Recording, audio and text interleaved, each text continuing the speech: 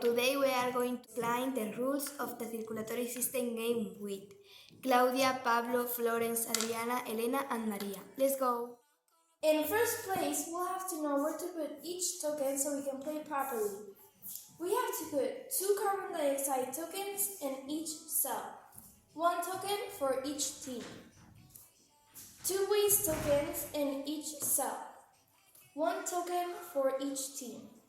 2 sugar and proteins in the kidneys, 1 token for each team, and all the CO2 tokens in the lungs. You have to go to the lungs, take O2 and take it to the cells. When you reach the cells, you have to exchange CO2 for O2.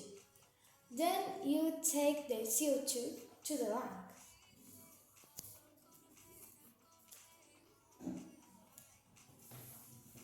Like this with all the CO2 from both teams. The objective is that all the CO2 from the team reach the lungs and that all the O2 reaches all the cells. And that all the sugar and proteins reaches the cells and all the waste reaches the kidney. The team that puts all the tokens, O2 and sugar and proteins in the cells and the owns CO2 and waste products in the lungs and kidneys wins.